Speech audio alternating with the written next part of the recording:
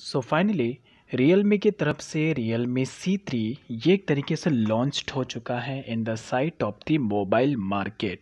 और आज की वीडियो में मैं आपको बताऊंगा कि आप अपने Realme C3 में एक अच्छा खासा स्पीड अप किस तरीके से ला सकते हैं अगर आपका Realme C3 यहाँ पे लो एंड पुअर परफॉर्म कर रहा है तो यहाँ पे मैं आपको टू बी हॉनेस्ट कोई भी Realme C3 के सेटिंग में जाके कुछ सेटिंग को अप्लाई करने के लिए नहीं कहूँगा, यानी कि कुछ उसका सेटिंग नहीं बताऊँगा स्पीड बढ़ाने के लिए। लेकिन यहाँ पे मैं आपको एक एग्जैक्ट और एक जेन्युइन मेथड बताऊंगा, रीज़न बताऊंगा जिसका यूज़ करके आप यहाँ पे जिसकी वजह से आपका मोबाइल यहाँ पे लो परफॉर्म करता है, लैग होता है, हैंग का प्रॉब्लम होता है। यहाँ पे मेरा एक फ्रेंड है जिसने जस्ट 1 मंथ पहले ही Realme C3 को परचेज़ किया था।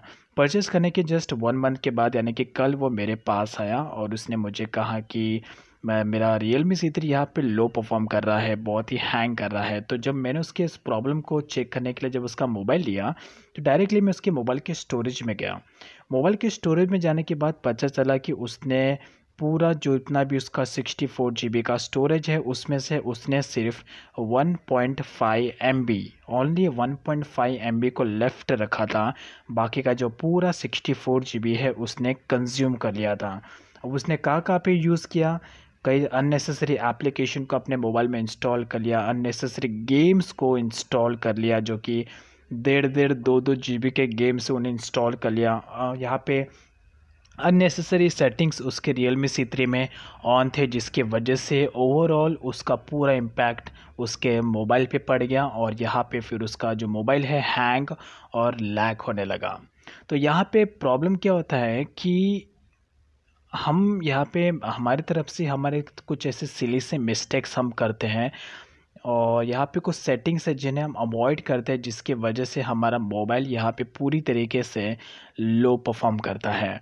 तो यहाँ पे मैं आपको ऐसे 3 इम्पॉर्टेंट सेटिंग्स और ऐसे रीज़न बताऊँगा जिनको अगर आप अपने Redmi Note 8 में यानी कि Realme C3 में अप्लाई करते हैं तो आपको आई एम श्योर कि आपको अपना Realme C3 यहाँ पे लो परफॉर्म नहीं करेगा। और यह अगर करेगा भी तो यहाँ पे बहुत ही रेयर केसेस में करेगा।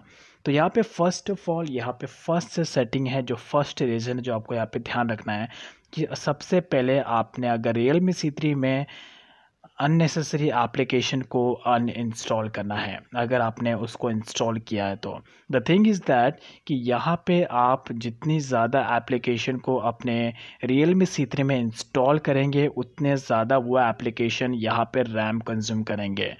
तो सीधी सी बात है, अगर रैम यहाँ पे ज़्यादा कंज्यूम होगा तो सीधी सी बात है उसका पूरा इफ़ेक्ट आपके मोबाइल पे पड़ेगा। Because the thing is that कि यहाँ पे जो मोबाइल की स्पीड होती है वो सिर्फ डिपेंड होती है आपके रैम पे।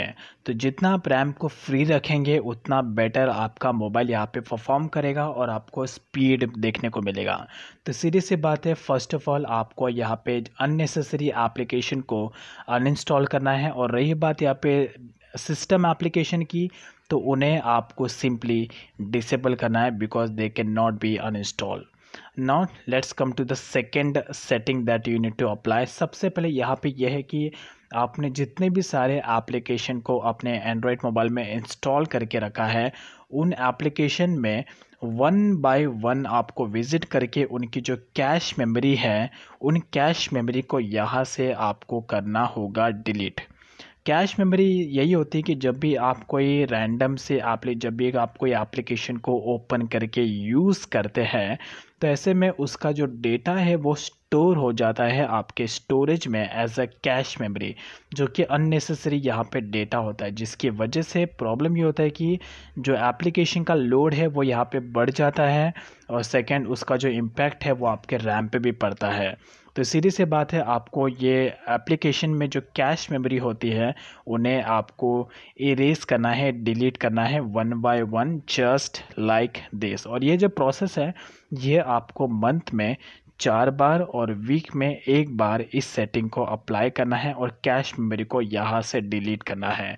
इससे आपको काफ़ी सारे एडवांटेजेस और काफ़ी सारे स्पीड में आपको इम्प्रूवमेंट देखने मिलेगी और जो लैग है, जो हैंग के चांसेस है वो भी यहाँ पे थोड़े से कम हो जाएंगे। So make this change right now.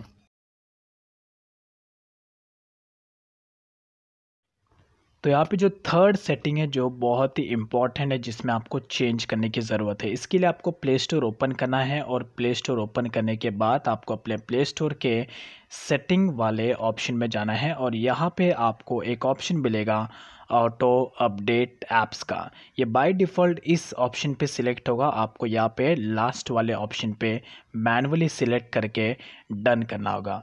अब इस सेटिंग को मैंने अप्लाई किया तो आप ऑब्वियसली समझ गए कि मैंने इस सेटिंग को क्यों अप्लाई करने के लिए कहा। सीधी सी बात है कि जैसे आप इस यहाँ पे इस सेटिंग को अप्लाई करेंगे, देन उसके बाद आपके मोबाइल में जितनी भी सारे Realme C3 में एप्लीकेशन को आपने इंस्टॉल करके रखा है, वो विदाउट आपके परमिशन यहाँ पे अपडेट नहीं होंगे।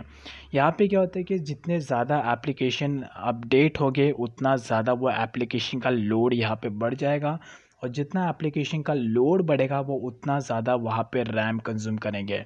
तो सीधी सी बात है, वापस वही बात आती है कि यहाँ पे आपका रैम जितना यहाँ पे फुल हो जाएगा, उसका नेगेटिव इम्पैक्ट आपके Realme C3 पे भी पड़ेगा। तो ये थे कुछ इम्पॉर्टेंट सेटिंग्स। अगर आप इस सेटिंग्स को अप्लाई करते हैं, तीनों भी इम्पॉर्टेंट सेटिंग्स हैं, और इन सेटिंग को अप्लाई करने के बाद आई एम श्योर कि यहाँ पे आपको अपने Realme C3 में जो हैंग है, जो लैग्स के जो प्रॉब्लम है, वो यहाँ पे बहुत ही रेयर केसेस में दिखेंगे, और यहाँ पे आपके Realme C3 में जो स्पीड है वो यहाँ पे पूरी तरीके से बढ़ जाएगा। मीन्स आपको यहाँ पे एटलीस्ट इतना स्पीड मिलेगा कि बीच में आपको लैग या हैंग के प्रॉब्लम बहुत ही रेयर केसेस में देखने को मिलेंगे। So this is the way where can easily speed up your Realme C3। Thanks for watching.